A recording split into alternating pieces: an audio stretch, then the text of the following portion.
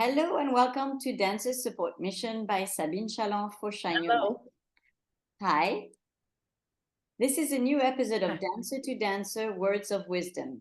This platform was created to meet the person behind the dancer and share with you all not only the highlights of someone's career, but also the challenges behind the scenes. Truly, my wish is to bring healing into the dance world, dancing to heal, healing to dance, one artist at a time and one personal story at a time. I do believe that storytelling gives us an opportunity to learn from another person's experience, and it can shape, strengthen, or challenge our opinions and values. Hopefully, this will allow you to embark or reflect on your own personal healing journey inspired by others' experiences. And of course, if you like those interviews and find them valuable, please share them with your friends. So today, I'm really delighted to welcome Anne-Marie Holmes.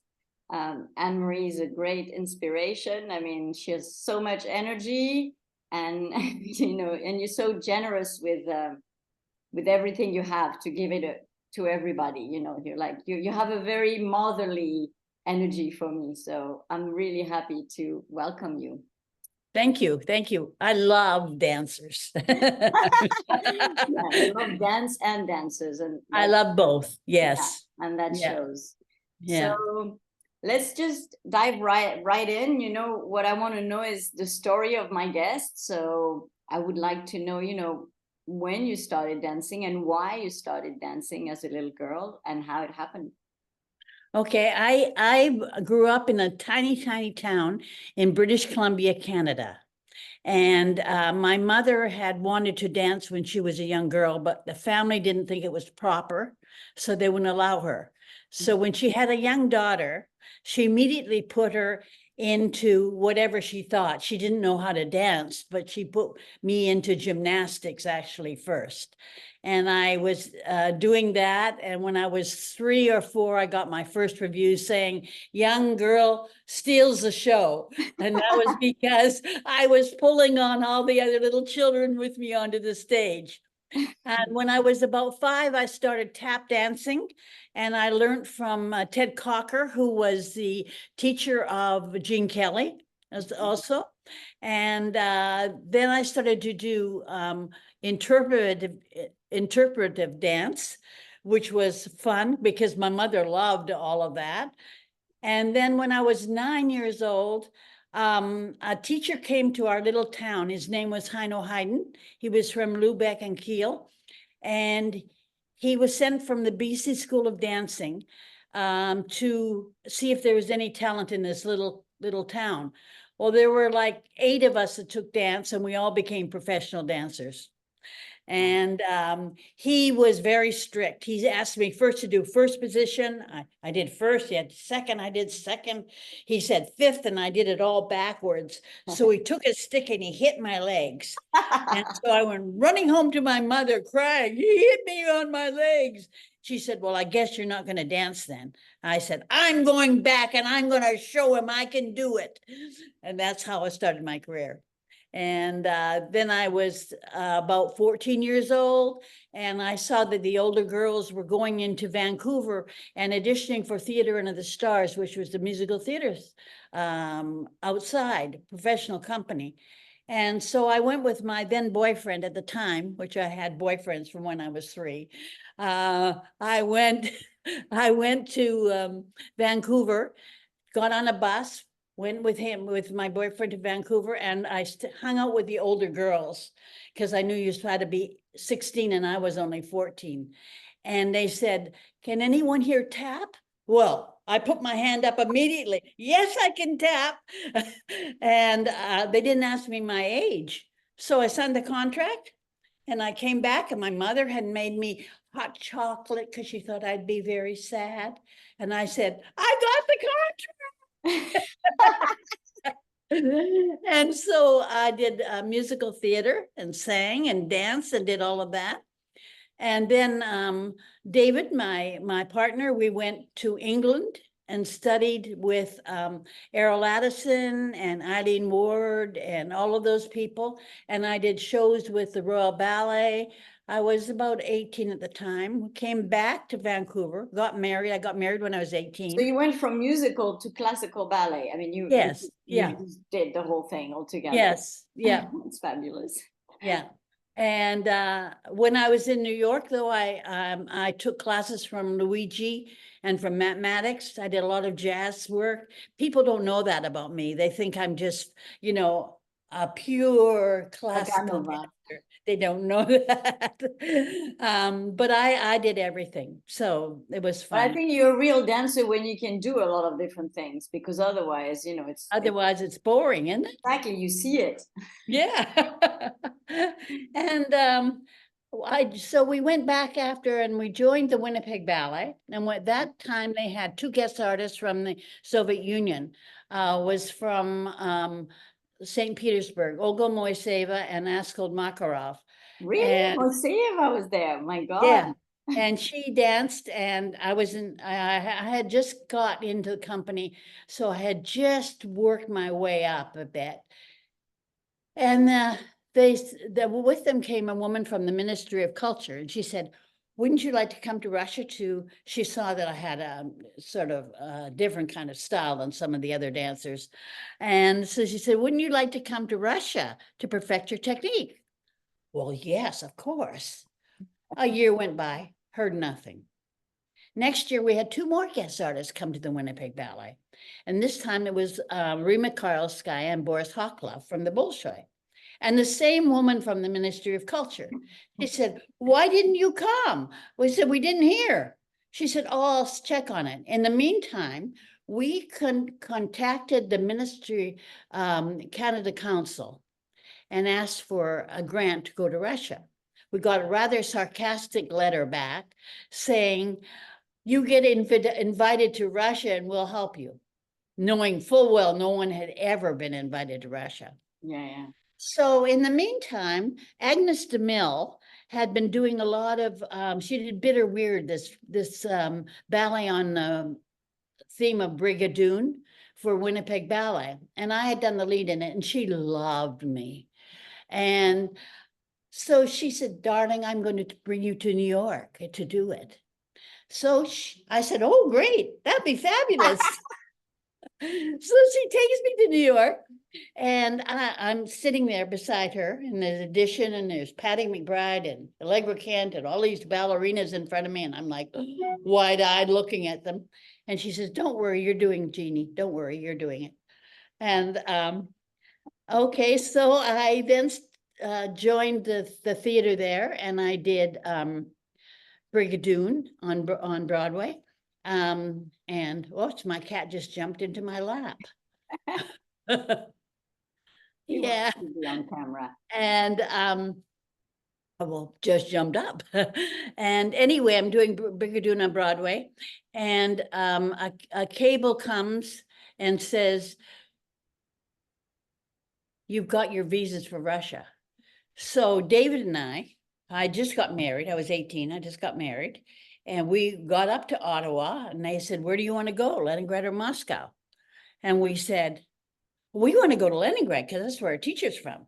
Mm-hmm. And they said, okay. So they stamped our passports. We went to London. We did a pas de deux. What year was that? What year was that then? 1960. Oh, wow. 1962. So it was still very close. Era. Yeah. 1962 it was. And so we went up and got these visas and everything. Then we went to, we did a few more musicals because we were doing musicals at the time. And then we flew to London, did a small pas de deux that Brian MacDonald had choreographed for us. And we did that for the London Ballet Society. And then flew to Leningrad, where of course they lost all our luggage. But being a bunhead, I had my little bag with my point shoes in it and everything. And David had his bag with his stuff in it. And we went to the Hotel Europeskaya. And then we needed interpreters because we couldn't speak any Russian at that time. And we could just understand da, niet, yes and no. So we went to the Kirov Theater, and there was Sergeyev sitting behind his desk like this. And he said, "Who are you and what are you doing here?" We said, "We're here to study."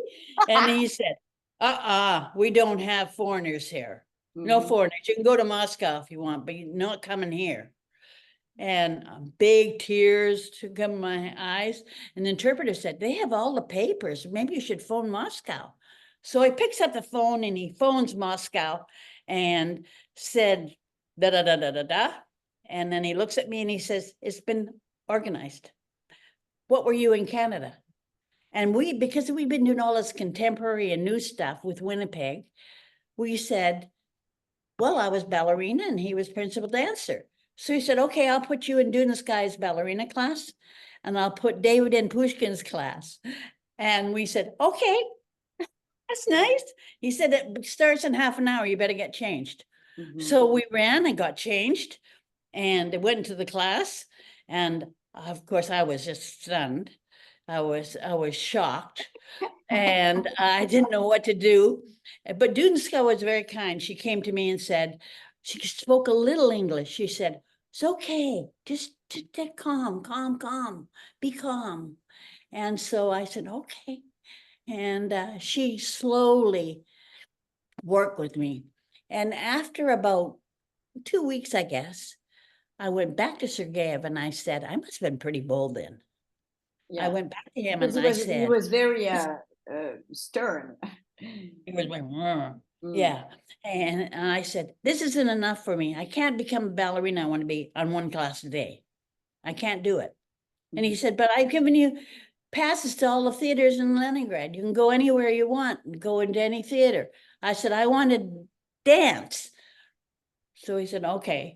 So they asked Dudinskaya and Pushkin, "What about us?" And they said, "We'll donate our time to them every afternoon." Wow. So we had Dudinskaya and Pushkin together, which were actually from separate camps in the Kirov. Oh, yeah, were they? Yeah, separate camps, yeah. And people will come by and go, "Whoa." They go by the big railing up top in the big studio, and they would go, "Whoa, what's going on there?" And but they got along very well, actually. So Pushkin would, just push a shoulder and it would be the right thing and you just could do anything, And Dudinskaya, she was wonderful with me. And Pushkin also arranged for me to work with Alla Shelest. And so I worked with her and Holmes. And so I had the most amazing teachers. And like Dudinskaya taught me Lorenzia, which was done on her by Chakubukiani. And one night we're sitting in the artist box and some friends come and say, "Hey, you're dancing next week, eh?" We said, "Oh yeah, sure. If we hold a broom at the back, we'll be happy." And we walked out of the theater, we were very young and very romantic at that time, walked out. And there we were on big affiche, on the big screen, on the big thing, Anna Marie and David Holmes, guest artist, da da da da, from Canada, da da da da, and doing the leads in Flames of Paris. Ooh, well, that's I hard. thought I was going to die because I had very arched feet and all those hops on point, but I could turn like a top. And Dudinskaya loves that. If you can turn, Oh, she loved it. there's no problem. No problem. I could do 32 fouettes with doubles. I mean, there's no problem. So we did our first performance. They called Newsweek, Time Magazine, British Embassy, Canadian Embassy. Everybody came, and it was a big success. And so they changed our status from student to guest artist with the Kirov. And I was thrilled. So as fast as we could learn the ballets, they wanted to see what we did with them because we were different. Yeah. I mean, even though we had been there and trained there, we did things differently. We looked different, Yeah. And you had the freedom, Yeah. So it was amazing, and we just from there we even danced the pas de deux that Brian MacDonald had choreographed on us for the theater and stuff. David even taught a jazz class to the Kirov. We did all sorts of things, and then because they, you could only get one color of lipstick, and everybody's hair was bright, sort of a auburn red color, and I was young and enthusiastic, and we got all these offers to do things, so we left and we went to London, and they had one of my friends said we had given everything away to all our friends, all our clothes, everything, because it was a very hard time for them. We used to go to Viborg and go up to Helsinki and buy soup mixes and things and bring them back to the hotel. And I used to go in line to try and get like fresh tomatoes and things and be happy and come home with a whole big bag of them and say, look what I got, fresh tomatoes. And they'd be all frozen solid, things like that, that. Did you have Beriouskas then at the time or not? Huh? Did you have Beriouskas there at the time? Oh, yeah. Yeah, they did exist already. Okay. Yeah. Oh, yeah. So it was quite a time. So we left and we did some work on BBC in London. And we had very good friends there, so we went there, and they said, we had no money, we had nothing. We said, there's a audition class for London Festival Ballet. You can get a free class if you go do it. So so we went and did the class, and they That's said, the English National Ballet, right? That's yeah. People don't know. Who are you and what are you doing here? And we said, oh, we just came from Russia. We've been dancing with the Kirov. And they said, what?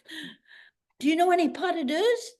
Of course, we knew everything. And they said, can you do some for us? Sure. So they said, we'll do a pas de deux for us. So we did one pas de deux. Do you know another one? We did another one. Do you know another one? We did another one. Then they said, can you come back tomorrow and do two more? So we thought we should do something very abstract because we don't want to be, And so we went back and did two more pas de deux, and they hired us as a guest artist. And we went with the company right into Warsaw, and then into Barcelona, and then into Lisbon. And Salazar, the head of Lisbon, he loved me. So he requested I dance everything. Of course, the ballerinas and everything there didn't like that too much. But anyway, I was sort of a bunhead and like, I just loved everything I was doing. So I didn't pay too much attention to it. Though the first time I did Sugar Plum with London Festival Ballet, they said, you have to do our version. You can't do the Russian version. So we learned it. We learned it like in an hour, and then we had to dance it. And David walked on stage and his whole costume fell apart. It was falling apart. Oh, somebody had cut every stitch on his costume and it all fell apart. I came on and my straps broke and my whole top came down. So I held it up like that and I did the variation. And I saw people in the wings, they were laughing. They thought it was so funny. I was so sad. I was so upset. And David said, that's what they wanted to do. Just be strong and just do it. So I did. And we got a standing ovation, good review from Clive Barnes from the New York Times. And well, he wasn't with the New York Times, and he was with the English paper. I can't remember what paper it was, but he was with an English paper. He had a very hard tooth, I remember. Yeah. It's not. Yeah. So yeah, if you had a good critic, you're lucky. Or fantastic. It's great. Yeah. Yeah. And so every time we went to Portugal, Salazar would requested I danced. So I danced everything. And I danced all the repertoire for English National Ballet. And then we missed America. So we wanted to come back. So we thought, where should we go? I thought, well, so we contacted Winnipeg, Toronto, and Montreal. Winnipeg and Toronto said, no, no, no, no. Russians, no, no, no. Really? And but Lydia from Les Grands Ballets Canadiens said, oh, we'd love to have you. So we said, okay. So we went to Montreal and we joined Les Grands Ballets Canadiens, and we danced there for a year, and we loved it because we had all the rep to do and everything like that. But then the company was having a hard time financially, and then we missed Europe. And so we thought, oh, let's go back. So I contacted Sonia Gaskell at National Ballet Holland. And she said, I'd love to have you come as star dancers. So we said, oh, let's go. It's got a great repertoire. So we went and joined Het National. And we would stay there for 4 years. And then we decided that it was time to leave there, and we joined a company out of Chicago called Ruth Page International Ballet, which was done with Columbia artists. And we went all over, like went all over the East Coast one time, and the second time we went over the West Coast. So I met everybody everywhere, and we danced Romeo and Juliet and Corsair and Spring Waters and things like that. And we had great reviews everywhere. Wonderful, wonderful performing time. Went to New York, danced in the park there, and Agnes de Mile came and watched us, and I was so afraid because, you know, she had really helped me at the beginning of my career. And she came, and she was just wonderful to me. And she used to invite me to Carnegie Hall, and I used to go downstairs with her, and she used to choreograph on me, and I would do things, and then she'd invite me to her place for dinner, and Bernstein and people like that were there. I didn't know who these people were. I was just thrilled to be there. So, but I had a great time with it. So, yeah. It was a different time, huh? Everything was much easier in a way, like, you know, like if your heart was in it and you gave it all, it was just like everything was possible. Yeah, right. It's inspiring. And because I love to dance, so I enjoyed it, and we commissioned, you know, Juan Corelli was a choreographer at the time, and we commissioned him to do Transfigured Night on us. Rudi Van Danzig did La Peri on me. We had all different kinds of things, and because I like doing all different kinds of dance, it helped me a lot. It's funny because you really know, I mean, for me, from the outside, and I don't know you very well. We met, you know, several times, but I know you as, you know, the Vaganova, you know. Yeah. Which is funny. It's great to hear the story behind it. So, right.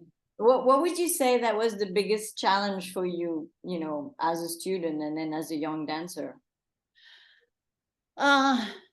I was very lucky. I had the right proportions and everything. So dancing was kind of easy for me. Mm-hmm. And because I did it from a young age, I never was injured. Mm-hmm. Wow. Yeah. And so it's really shocking that I wasn't injured. The only one time I was doing kicking my leg up over my head in Portugal, I was doing a Firebird thing, and was with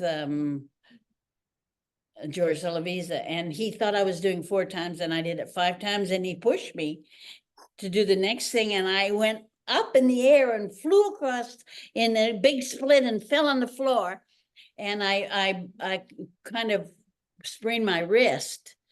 So that was the only time I really did. And then I went and I put jewels on it, and I kept dancing, but so that's not a challenge. What was the challenge? No challenge. Not really any big challenges. I've just been so fortunate. I feel like a blessed person. Blessed. I mean, I love the dancers. When I was directing Boston Ballet, my dancers that I had, I loved them. I loved them all. I thought they were all great, and they worked so hard, and they sacrificed themselves so much more than I ever did. I mean, as I said, I found things easy. I could turn. I mean, they wouldn't let me on point till I was 12 years old because I had those kind of feet. But when they put me on, they only let me do tendus and échappés and relevés in first. And then when they finally said you can go in the middle, I went in the middle and did 4 pirouettes. I mean, I could do 12 pirouettes on point at that time. I was like a top, you know? And it was because I had Lydia Karpova, who had pushed me, and she'd been trained by Giacchetti. And she really pushed me to dance. So I mean, I know you became director, but how did this happen then? How did you do the transition between dancing into teaching? And well, I was 45 years old, and you danced until then? Yeah, I danced till I was 45. Yeah.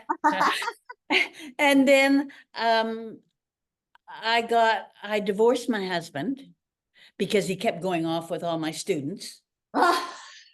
And then I got an offer to go to Boston to teach in the school. So I went up to Boston to teach in the school. And when I was there, Bruce Marks was just coming into the company at the time. And he then said, "Can you help me with the company?" So I said, "Sure." And, so then I helped him and helped him and helped him. And when Glassnose Swan Lake happened in 2019, I guess it was, he said, "How can we do a Swan Lake, a good Swan Lake?" I said, "Well, I'll take you to Russia." So I took him to Russia and introduced him to Dudinskaya and Sergeyev and everyone. I took John Conklin, who was a designer. I took him with me, and we looked at all of the designs and things for Swan Lake and came back. And then I invited Dudinskaya and Sergeyev to come to the company, and they started working with it.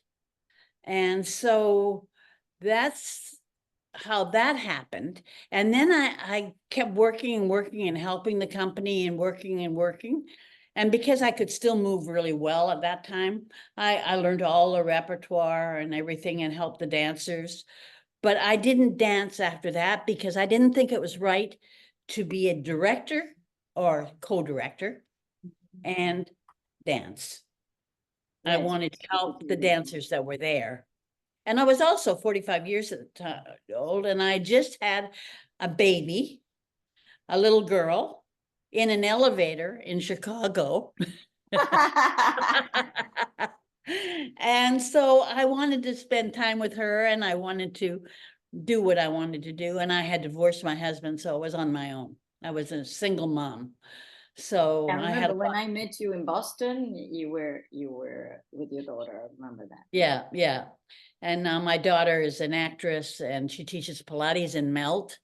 And she has 2 sons that are age 7 and 10. And they're the loves of my life.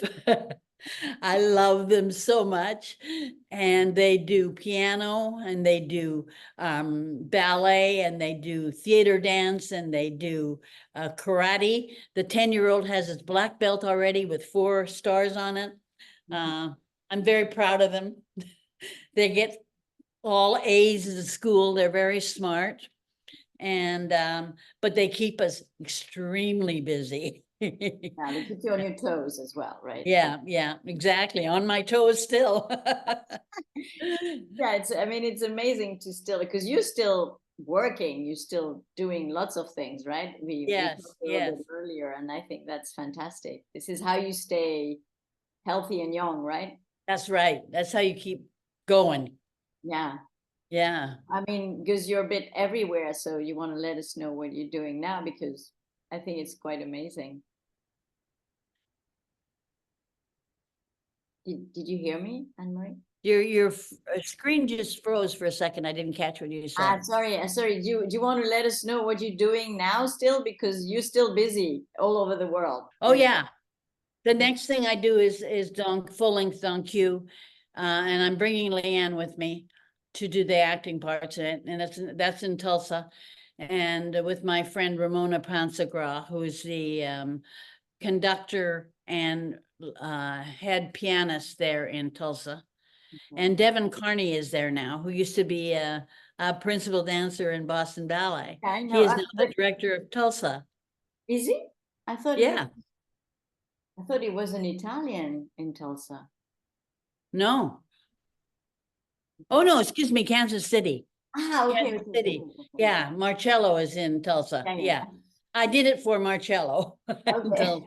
I'm going to Kansas City. Yeah. All right, okay. And then I'm going to Ballet West with Adam Sloot to do it there. I did it for them about 10 years ago, but I'm going back again to do it. So which version are you doing? The Kirov one? It's sort of Kirov, but I've put stuff in it. And I still do a lot of Lorca stuff, you know, with her men clapping and things like that, which I love, you know. Yeah, it's beautiful. Yeah. It gives a true Spanish flavor to it. Right, it does. And it gives the men more to do too. Yeah, So exactly. it's good. Wow, amazing. So I would like to ask you, if you had one advice to give to a young dancer now, what would that be? Don't badmouth your director.